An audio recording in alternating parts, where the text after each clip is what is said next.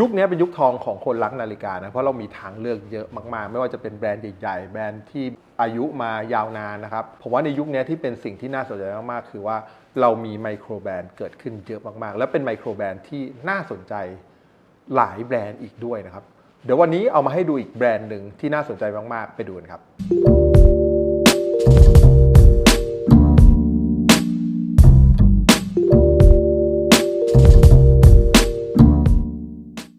สวัสดีครับผมนี่จากรายการทำให้ชินมาพบกับเพื่อนๆแล้วนะครับแบรนด์ที่จะเอามาเล่าให้เพื่อนๆฟังวันนี้เนี่ยชื่อแบรนด์ว่าเนซูมินะฮะฟังชื่อแล้วเหมือนญี่ปุ่นนะแต่จริงๆแล้วเป็นแบรนด์ของสวีเดนนะครับมันมีความน่าสนใจของทั้งเรื่องที่มาที่ไปของแบรนด์นี้แล้วก็เรื่องนาฬิกาของเขาด้วยเดี๋ยวเราค่อยๆมาเล่าให้ฟังกันนะครับเรามาดูจากประวัติก่อนนะคนที่ก่อตั้งก็คือชื่อเดวิดแคมโบนะครับเขามีแบ็กกราวด์ของการทำงานเรื่องเกี่ยวกับศิลปะแล้วก็แฟชั่นมานะครับเขาเป็นคนสวีเดนที่เติบโตขึ้นมาในอเมริกานะแล้วก็ที่เขาอยู่เนี่ยเขาก็ซึมซับเรื่องราวของดนตรีแล้วก็รถคลาสสิกในยุค 80-90 นะครับของอเมริกา และในขณะที่เขาได้เจริญเติบโตแล้วก็สร้างอาชีพในเรื่องของการทำงานด้านศิลปะเนี่ยเขาก็ได้เริ่มงานที่เป็นเกี่ยวกับงานแฟชั่นเพิ่มขึ้นมาอีกอย่างนึงจริงๆแล้วเนี่ยเขาทำงานอยู่ในสายแฟชั่นทำงานให้กับแบรนด์เสื้อผ้าต่างๆนะครับแล้วเขาก็เริ่มออกมาทำแบรนด์ของตัวเองที่เป็นแบรนด์เกี่ยวกับเดนิมนะครับก็คือยีนส์นั่นแหละนะครับโดยใช้ชื่อว่าเนซูมินั่นเองนะฮะอันนี้คือที่มานะและหลังจากนั้นเนี่ยไอตัวแบรนด์ที่เป็นยีนส์เนี่ยกลับกลายมาเป็นแบรนด์ของนาฬิกาที่เราจะได้ดูกันในวันนี้ครับคนอาจจะงงว่าทำไมถึงชื่อเนซูมิเนี่ยก็มาจากเรื่องราวของคนที่ชื่อว่าเนซูมิโคโซะนะฮะซึ่งจะเป็นเรื่องราวของญี่ปุ่นในสมัยโบราณนะครับซึ่งเขาก็จะเป็นคนที่ปล้นคนรวยมาให้คนจนนะหรืออาจจะเรียกได้ว่าเป็นโรบินฮูดของฝั่งญี่ปุ่นนั่นเองนะฮะแล้วก็ในเรื่องราวนั้นเนี่ยเขาก็บอกว่าทำเพราะว่ามันมีข้าราชการมีผู้นำประเทศที่มันช่อฉนอะไรเงี้ยซึ่งปัจจุบันก็ยังมีอยู่นะ ไม่ใช่แค่เฉพาะในโบราณหรอกเพราะว่าเราคงเจอมาในทุกยุคทุกสมัยเนี่ยแล้วคนคนนี้เขาก็ขึ้นมาร่วมมือกันกับประชาชนนะครับจนโค่นล้มทรราชได้ว่างั้นเถอะอะไรเงี้ยก็เลยเป็นแรงบันดาลใจของเขาที่เขากำลังรู้สึกว่าเนซูมิโคโซะเนี่ยก็คือเป็นคนคนหนึ่งเป็นคนธรรมดาชาวบ้านทั่วไปแต่ว่ามีความเก่งมีความฉลาดแล้วก็มีกลยุทธ์ที่สามารถที่จะเอาชนะคนตัวใหญ่ๆหรือว่าเอาชนะสิ่งที่มันไม่เป็นธรรมได้ด้วยมือของประชาชนทั่วไปนั่นเองนะฮะอันนั้นเขาก็เลยเอาชื่อคนนี้มาตั้งเป็นแบรนด์นั่นเองนะฮะโอเคแล้วแบรนด์เนซูมิเนี่ยนอกเหนือจากที่เขามีแบ็กกราวด์ที่มาจากเรื่องของศิลปะแบ็กกราวด์ที่เขาชอบเรื่องของดนตรีชอบเรื่องรถคลาสสิกเนี่ยคือตัวเขาเองเนี่ยเขาก็เป็นตั้งกลุ่มคลาสสิกปอร์เช่ขึ้นมาในสวีเดนเองด้วยนะครับด้วยความที่เขาชอบแอร์คูลในเลเว่นอยู่แล้วเนี่ยก็คือถ้าใครที่ชอบสะสมรถก็จะรู้ว่ารถในเลเว่นที่เป็นแอร์คูลเนี่ยก็คือตั้งแต่เก่ากว่า993ไปเนี่ยก็คือมันจะเป็นอะไรที่เรียกว่าเป็นของสะสมและเป็นของสะสมที่ราคาขึ้นสูงมากในปัจจุบันนะแล้วก็เป็นอะไรที่คนทั่วโลกเนี่ยก็คือชอบเพราะว่าไม่ว่าจะเป็นฟีลลิ่งในการขับไม่ว่าจะเป็นเสียงสัมผัสที่ได้เนี่ยมันไม่เหมือนกับรถปัจจุบันที่เป็นวอเตอร์คูลหรือว่าระบายความร้อนด้วยน้ำแล้วนะครับและการที่เขาชอบเรื่องราวของรถเนี่ยเขาก็เลยเอาเรื่องของรถเอาเรื่องของอะไรมารังสรรค์เป็นดีไซน์ของนาฬิกาของเขา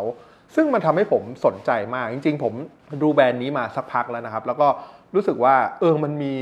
นาฬิกาหลายเรือนที่น่าสนใจมากๆคราวนี้พอพูดถึงเรื่องของการทำนาฬิกาของเนซูมิเนี่ยหลักๆเนี่ยเท่าที่ผมเห็นนะก็คือเขาก็จะเน้นนาฬิกาที่เป็นกลุ่ม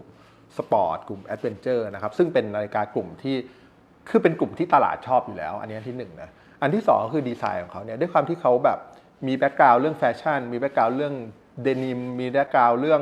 รถคลาสสิกเรื่องปอร์เช่เรื่อง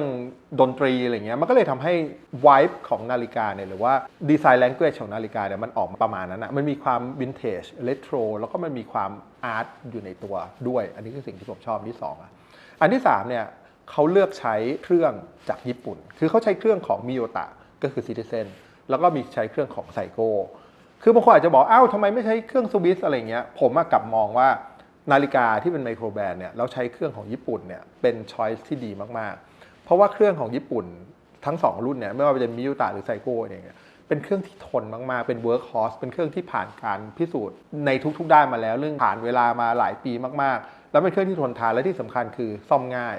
มีอะไหล่อยู่ทั่วไปและซ่อมไม่แพง ผมว่าส่วนเหล่านี้คือเป็นสิ่งสำคัญมากๆสำหรับไมโครแบรนด์อีกอย่างหนึ่งที่น่าสนใจมากๆของแบรนด์เนซูมิก็คือว่าเขาประกอบในเยอรมันเขาไม่ได้ประกอบที่จีนหรือประกอบที่ในสวีเดนนะเขาประกอบในเยอรมันแล้วประกอบโดยช่างที่ประกอบแบรนด์ใหญ่ๆของเยอรมันด้วยนะครับเพราะฉะนั้นเนี่ยเรามั่นใจในเรื่องของคุณภาพการประกอบได้ถามว่ามันช่วยได้ไหมมันช่วยได้พอสมควรเลยนะเพราะว่ายกตัวอย่างเช่นนาฬิกาสวิสเนี่ยที่แพงเนี่ยก็แพงจากแรงงานการประกอบการใช้ฝีมือในการขัดแต่งพวกนี้ทั้งนั้นนะครับเพราะฉะนั้นเรื่องการประกอบในเยอรมันเนี่ยแม้ว่าชิ้นส่วนจะมาจากกระจัดกระจายมาจากทั่วโลกมาจากจีนบ้างมาจากที่อื่นบ้างเนี่ยแต่การประกอบเนี่ยมันทำให้คุณภาพของเขาเนี่ยได้รับการ QC ที่ค่อนข้างมั่นใจมากในอีกระดับหนึ่งเลยทีเดียวนะครับแล้วก็บางอย่างเนี่ยอย่างเช่นสายเนี่ยถ้าเป็นสายหนังก็ส่วนใหญ่ก็จะ made in เยอรมนีด้วยนะครับเดี๋ยวเราไปดูนาฬิกาเนซูมิชื่อรุ่นว่า Aviera นะครับก็คือเป็นนาฬิกา GMT นั่นเองนะครับครับและนี่คือกล่องของ Nezumi Aviera นะครับเป็นไงครับผมว่ามันเหมือนแบบมันเก๋อะคือแค่เห็นกล่องก็เก๋แล้วมันไม่ได้ดูหรูเลยนะบอกตรงๆมันไม่มีความหรูอยู่ในนี้เลยแต่ว่าเฮ้ยมันเท่อะมันดูเป็นกล่องเครื่องมืออะแล้วดูสีที่เขาใช้สีเขียวกับสีออกครีมเนี่ยแล้วก็ใช้เป็นแบบเป็นรูปขาวดำที่เป็นแบบกราฟิกเฉยๆเนี่ยไม่ได้เป็นรูปไม่ได้เป็นอะไรเพราะว่ามันให้ความรู้สึกเหมือนเป็นเครื่องมือมันเหมือนกล่องเครื่องมือ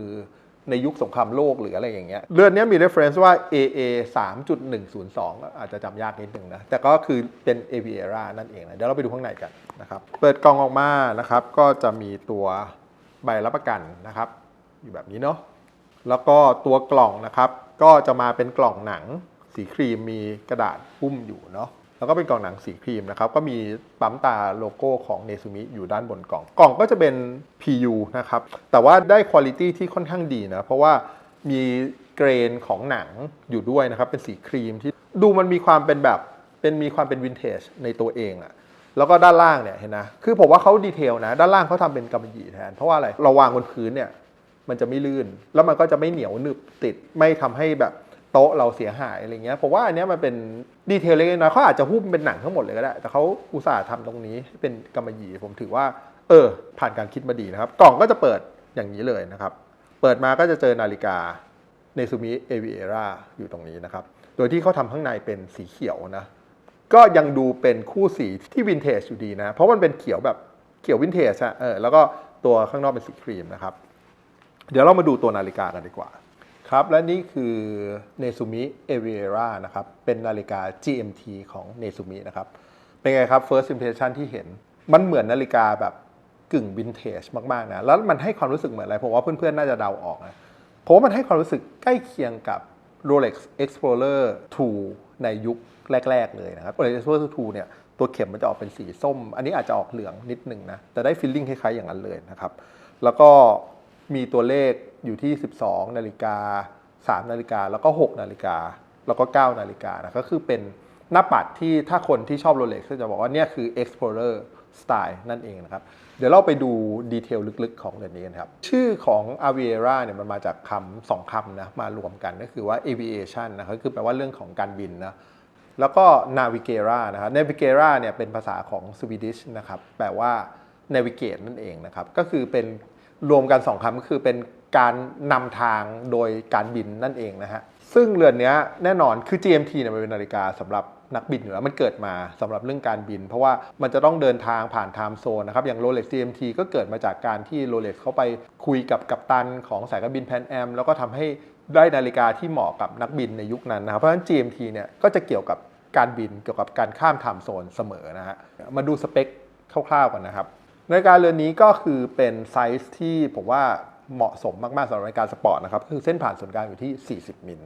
ก็คือมันเป็น40 มิลที่ยังดูแบบวินเทจคือใครที่ติดตามช่องผมอยู่เรื่อยๆก็อาจจะรู้ว่าแบบผมไม่ค่อยชอบนาฬิกาที่มันใหญ่เกินไปนักหรือว่ามีความหนาหรือมีความแบบใหญ่ให้เตะตาอะไรเงี้ยถ้าเป็นนาฬิกาก็จะชอบแบบ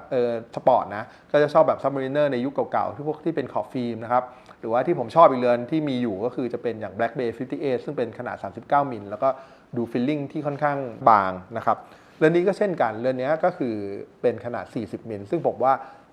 มันมากำลังดีนะครับแล้วก็ลักทูลักเนี่ยจะอยู่ที่47 มิลซึ่งก็ทำให้มันอยู่บนข้อมือได้ไม่ใหญ่เลยแล้วก็คนข้อมือเล็กๆประมาณแบบ 6.5 นิ้วลงไปหรือ6 นิ้วอะไรเงี้ยก็ยังใส่เรือนนี้ได้สวยแน่ๆนะครับแล้วก็อีกอย่างหนึ่งที่ผมชอบก็คือว่า เขาทำทุกอย่างได้ค่อนข้างเรียบง่ายนะขอบเบเซลเนี่ยก็คือจะเป็นสไตล์ Explorer เหมือนกันก็คือเป็น Stainless Steel นะครับแล้วก็มีมาร์กเกอร์ที่เป็นแบบ 24 ชั่วโมงอยู่นะครับเพื่อให้เราใช้กับเข็ม GMT ที่เป็นเข็มสีเหลืองอันนี้นี่เองนะฮะความหนาของเรือนนี้อยู่ที่ 11.4 มิลเพื่อนๆอาจจะรู้สึกว่าเฮ้ยมันก็โอเคแล้วนะแต่จริงๆแล้วเนี่ยเวลาใส่อ่ะมันบางกว่านั้นอีกนะเพราะว่า 11.4 มิลเนี่ยรวมความหนาของกระจกซับไฟร์ที่เป็นทรงโดมเนี่ย 2 มิลแล้วด้วยนะคือถ้าเรามองไปเนี่ยแล้วตัดซับไฟร์โดมออกไปเนี่ยตัวเรือนเนี่ยอยู่ประมาณแค่10มิลคือประมาณเซนเดียวเท่านั้นถือว่าเป็นนาฬิกาสปอร์ตที่ได้ความบางที่ดีมากๆเรือนหนึ่งนะฮะคราวนี้กระจกทรงโดมเนี่ยแม้มันจะทำให้ความสูงมันขึ้นมาอีกประมาณสัก 1.9 มิล 2 มิลเนี่ยแต่ว่ามันให้ฟีลลิ่งของนาฬิกาวินเทจที่ผมชอบคือมันแล้วแต่ความชอบบางคนอาจจะรู้สึกว่าแบบมันเป็นโดมขึ้นมาแล้วมันดูเกะกะมันดูแบบอะไรเงี้ยแต่ผมจะบอกว่านี่แหละคือเอสเธติกของนาฬิกาวินเทจนะครับอันนี้ผมชอบนะครับโอเคคราวนี้มาดูดีเทลบนหน้าปัดกันบ้างนะครับโอเคหน้าปัดเนี่ยพอมันเป็นวินเทจแล้วเนี่ยผมว่าสิ่งที่ดีอย่างหนึ่งเขาทำหน้าปัดเป็นแบบดำด้านคือดำด้านกับดำเงาเพื่อนๆถ้าไม่ได้สังเกตจริงๆบางคนอาจจะยังเฮ้ยมันจะต่างกันขนาดไหนหรือมันต่างกันเยอะมากนะดำด้านเนี่ยมันจะช่วยให้เวลาเรามองเนี่ยแล้วแสงมันไม่สะท้อน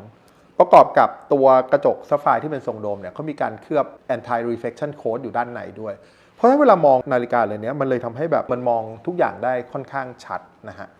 คือมันอาจจะไม่ได้เคลือบทั้งด้านนอกและด้านในนะเคลือบเฉพาะด้านในอย่างเดียวแต่ก็ทำให้สามารถมองได้ชัดแล้วเพราะว่าด้วยความที่หน้าปัดเขาเป็นดำด้านนะครับคือตัวหลักชั่วโมงแล้วก็ชุดเข็มเนี่ยเขาเคลือบสารซูเปอร์ลูมิโนวาเรียกว่าเป็นไพรนาอยู่แล้วนะแต่ว่าเขาเลือกใช้ที่มันเป็นสีครีมเพื่อให้มันดูวินเทจแล้วก็เข้ากับดีไซน์ตัวเรือนทั้งหมดนะซึ่งผมว่าทำได้ดีมากนะอีกอย่างหนึ่งที่ผมชอบคือเขาตั้งใจทำให้ชุดเข็มเนี่ยเป็นแบบลอยได้จริงๆมันไม่ได้ลอยจริงนะแต่ว่าถ้าเพื่อนๆสังเกตเนี่ยตรงที่เป็นจุดหมุนของเข็มทั้งหมดเนี่ยเขาใช้สีดำที่เป็นดำด้านแล้วก็เป็นดำด้านที่เป็นเฉดเดียวกับหน้าปัดเพราะฉะนั้นเวลาเรามองหน้าปัดตรงๆเนี่ยมันเหมือนทุกเข็มเนี่ยมันลอยอยู่มันไม่มีจุดหมุนอยู่ตรงกลางที่ทำให้ดูมันเยอะๆอ่ะแต่เนี้ยมันจะเห็นเฉพาะเข็มที่มันยื่นออกมาแล้วนะครับก็คือจะมีเข็มยาวและเข็มสั้นจะเป็นทรงไซริงนะครับก็คือคล้ายๆกับเป็นทรงเข็มฉีดยาเนี่ยโดยที่เข็มยาวเนี่ยก็จะไปจนเกือบสุดขอบเลยเพื่อให้ไปแตะกับหลักนาทีนะครับเข็มชั่วโมงเนี่ยก็จะไปแตะอยู่ตรงหลักชั่วโมงพอดีนะครับแล้วก็ส่วนเข็ม GMT เนี่ยก็จะชี้ยาวไปจนถึงขอบด้านนอกนะครับเพื่อให้รู้ว่าชี้ไปที่ไหนโดยที่ตัวเข็มที่เป็น GMT เนี่ยก็จะใช้สีที่เป็นสีเหลืองนะครับแทนที่จะเป็นสีครีมปกติเพื่อให้แตกต่างและมองเห็นชัดเจนมากนะครับตัวหลักชั่วโมงนะครับทุกๆชั่วโมงเนี่ยก็จะมีบอกเลขนาทีอยู่ด้วยเป็นตัวเล็กๆนะอยู่ตรงหลักก็คือเช่น10นาที15นาทีตัวขอบด้านนอกนะครับเขาก็จะเป็นเลขหลักก็คือ1ถึง24ชั่วโมงนะครับแล้วก็ตัวหลักชั่วโมงเนี่ยเขาก็จะมีตัวเลขๆนะครับอยู่บนหลักชั่วโมงเนี่ยเป็นเลขที่เป็นไล่ตั้งแต่13นาฬิกา14นาฬิกานะครับจนกระทั่งถึง24นาฬิกาด้วยเพื่อที่จะบอกเวลาในช่วง PM นะครับก็เป็นอะไรที่ค่อนข้างแปลกนะไม่ค่อยเห็นเท่าไหร่นะครับก็คือว่ามีทั้งตัวเลขที่อยู่บนขอบด้านนอกด้วยแล้วก็มีตัวเลขที่อยู่บนหลักชั่วโมงด้วยนะครับตรง12นาฬิกาเนี่ยก็จะมีโลโก้ของเนซูมิมี printing คำว่าเนซูมิแล้วก็บรรทัดต่อมาจะเขียนว่าสต็อกโฮล์มก็คือเป็นเมืองหลวงของสวีเดนนั่นเองนะครับซึ่งก็คือเป็นต้นกำเนิดของนาฬิกาแบรนด์เนซูมินั่นเองนะฮะตรง6นาฬิกาก็จะบอกชื่อรุ่นของรุ่นนี้ก็คือชื่อ Aviera นะครับแล้วก็บอกสเปคการกลับน้ำของเรือนนี้นะครับก็คือที่200เมตรหรือว่า660ฟุตนั่นเองซึ่งถือว่าค่อนข้างน่าประทับใจมากๆนะสำหรับนาฬิกาที่เป็น GMT ไม่ใช่นาฬิกาดำน้ำนะแล้วก็เป็นนาฬิกาที่ราคาในระดับนี้แล้วกันน้ำได้ถึง200เมตรถึงแม้มันจะเป็น GMT แต่คุณใส่ลงทะเลใส่ไปเที่ยวทะเลอะไรอย่างนี้ได้เลยจริงๆก็ถือว่าให้สเปคมาค่อนข้างดีนะครับตัวเม็ดมะยมนะครับก็จะเป็นแบบสกรูดาวนะเพื่อที่จะกันน้ำได้เยอะกันความชื้นกันฝุ่นได้นะครับโดยที่จะไม่มีบ่าขึ้นมารองรับตัวเม็ดมะยมนะซึ่งก็คือเป็นสไตล์ของนาฬิกาวินเทจนั่นเองนะฮะแล้วก็ตรงเม็ดมะยมก็จะมีแกะสลักโลโก้ของเนซูมิอยู่ด้วยเช่นกันนะครับเคสแบ็กนะครับด้านหลังก็จะมีการแกะสลักนะครับโลโก้เนซูมิซึ่งเป็นแบบฟอนต์เขาเหมือนเป็นกราฟฟิตี้เท่ๆอ่ะไม่ได้มีความออกแบบให้หรูเลยแต่มันมีความเท่อยู่ในตัวนะครับโลโก้ก็จะเป็นแบบเหมือนเป็นกราฟฟิตี้นะครับเขียนว่าเนซูมิแล้วก็สต็อกโฮล์มนะครับมีคำที่เป็นเหมือนแบบคำโปรยของเขาอะนะเขียนว่า creating bonds ก็คือสร้างความผูกพันกันอะไรอย่างเงี้ยก็คือเป็นแบรนด์ที่เน้นเรื่องราวแล้วก็เรื่องการมีส่วนร่วมนะครับด้านหลังเนี่ยก็จะมีแกะสลักอย่างเช่นคำว่า Japanese movement นะครับ แล้วก็มีบอกว่า assemble in Germany ก็คือประกอบในประเทศเยอรมันนะครับแล้วก็มีเรตติ้งกันน้ำอยู่ที่200 เมตรด้วยนะครับไม่รู้มันจะเวิร์กมันเนี้ยมันเหมือนเป็นตาสแตมป์อะเอาจริงๆนี่ถ้าเกิดว่าใครใส่นาฬิกาเรือนนี้แน่นๆเนี่ยแล้ววางบนข้อมืออย่างเงี้ยคือเวลาถอดออกเนี่ยมันคงมีโลโก้เนซูมิปั๊มอยู่บนข้อมือแน่ๆเลยเพราะว่ามันโลโก้มันแบบเป็นแกะสลักค่อนข้างลึกมากๆนะฮะก็เป็นความแปลกอีกแบบหนึ่งนะฮะสายเนี่ยเป็นสายหนังที่ต้องบอกคุณภาพดีนะเป็นสายหนังสไตล์วินเทจนะครับก็คือมีการสติชชิ่งตรงหัวสายนะครับแล้วก็ตรงปลายสายแบบนี้เนาะแล้วก็เป็นหนังสีดำนะครับสติชชิ่งเป็นสีครีมเพื่อให้แมทช์กับตัวหลักชั่วโมงสีครีมที่อยู่บนหน้าปัดนะครับซึ่งหนังเส้นนี้ก็เป็น made in Germany เช่นกันนะครับอย่างที่บอกนะเขาใช้เครื่องของญี่ปุ่นนะครับแล้วก็เรือนนี้เป็นเครื่องของมิโยตะก็คือเครื่องของซีรีส์เซนนั่นแหละเป็นเครื่องมิโยตะ9075นะครับซึ่งก็เป็นเครื่องแบบ GMT ที่เป็นแบบ real GMT ด้วยนะก็คือว่าเราสามารถปรับชั่วโมงแบบทีละชั่วโมงได้เหมือนนาฬิกา GMT ดังๆในโลกนี้ทั้งหมดนะครับแล้วก็มีพลังงานสำรองถึง42ชั่วโมงนะครับก็ถือว่าเป็นสเปคที่ดีมากๆค่ะอาจจะไม่ได้แบบเทพมากนะเก็บ power reserve ได้หลายๆวันอะไรเงี้ยแต่42ชั่วโมงเกือบ2วันเนี่ยผมถือว่าเป็นสเปคที่โอเคแล้วนะสมมติเราถอดทิ้งไว้วันเสาร์อะไรวันอาทิตย์มาใส่ก็ยังได้อยู่แต่ถ้าเกิดถอดทิ้งไว้2วันอาจจะหยุดเดินนะถ้ามันเต็ม48ชั่วโมงเลยเพราะว่ามีสำรองพลังงานได้42ชั่วโมงซึ่งถือว่าในราคานี้ในสเปคนี้มันก็ดีมากๆแล้วแถมเป็น GMT ที่เป็นแบบ real GMT ด้วยครับเดี๋ยวไปดูเดือนนี้บนข้อมือกันนะครับครับและนี่คือ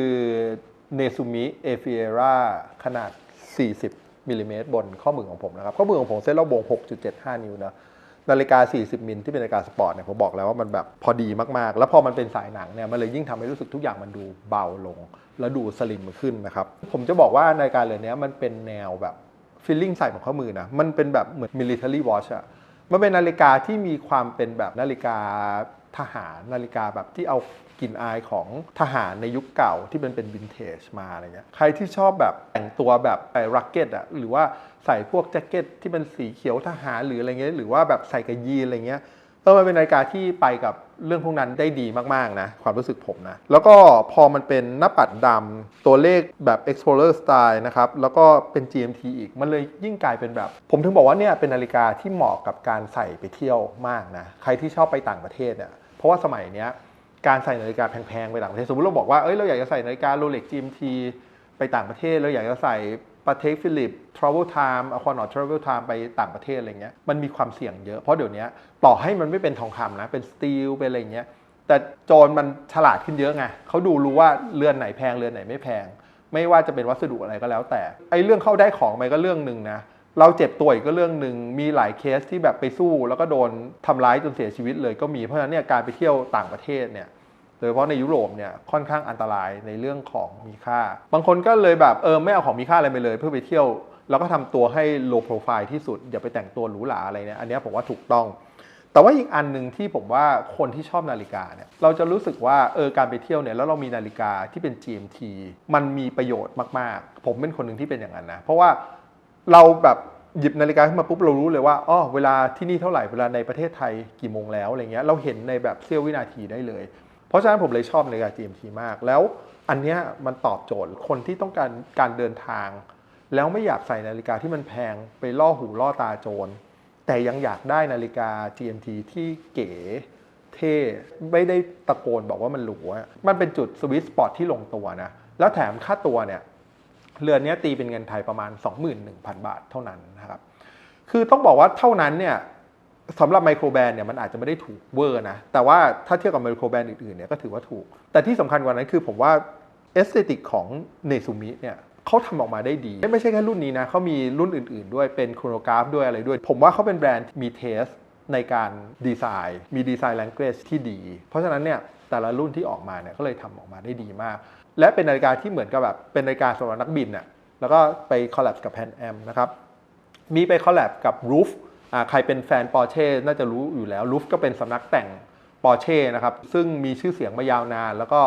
คล้ายๆกับแบบToyota มี TRD ใช่ไหมตอนหลังเขาเปลี่ยนเป็น GR แล้ว หรือว่าอย่างเบนซ์เขามี AMG อะไรเงี้ย BM ก็อาจจะมี Alpina บ้าง BM Sport บ้างอะไรเงี้ยเขาก็มีคอลเลกชันที่เป็นคอลแลบกับ Roof แล้วก็ทำเป็นรุ่นพิเศษขึ้นมาแต่มันก็หมดไปแล้วนะเพราะฉะนั้นผมว่าอันนึงที่น่าสนใจคือว่าเขามีเทสในการเลือกที่จะคอลแลบกับใครด้วยนะ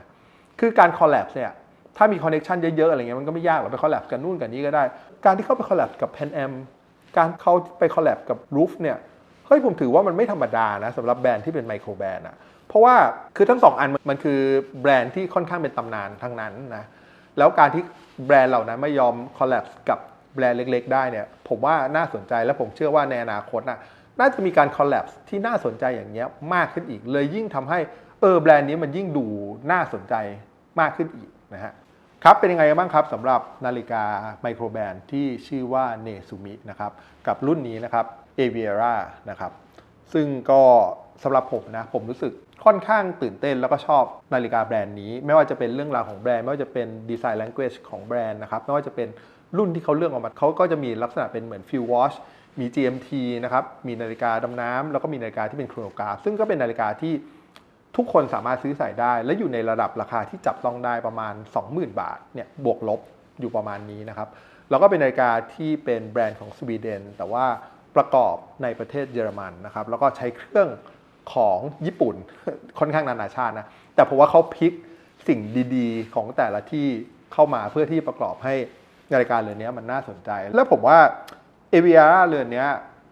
มันน่าจะเป็นนาฬิกาที่ผมใส่ไปเดินทางจริงๆด้วยเช่นกันนะครับในซูมิเองเนี่ยเขาก็มีสายให้เลือกเยอะมากนะคือจริงๆแล้วเพื่อนๆสามารถเปลี่ยนสายเล่นได้สนุกเลยนะมันจะใส่ได้ทั้งสายนาโต้สายหนังสายเพอร์ลอนอะไรเงี้ยแล้วทางเนซูมิเองเนี่ยเขาก็มีให้เลือกหลายอย่างแม้กระทั่งสายที่เป็นลักษณะคล้ายๆสายจูบิลี่ด้วยแล้วจะบอกว่ามันออกมาสวยเยอะมากก็คือเป็นนาฬิกาที่เปลี่ยนสายได้สนุกอีกเรือนหนึ่งเลยทีเดียวนะครับครับแต่วันนี้ผมที่จัดรายการทำไม่ชินแล้วก็ต้องขอลาเพื่อนๆไปก่อนนะครับเพื่อนๆอย่าลืมกดไลค์กด subscribe แล้วก็กดสั่นกระดิ่งเพื่อเป็นกำลังใจกันด้วยนะครับสำหรับวันนี้สวัสดีครับ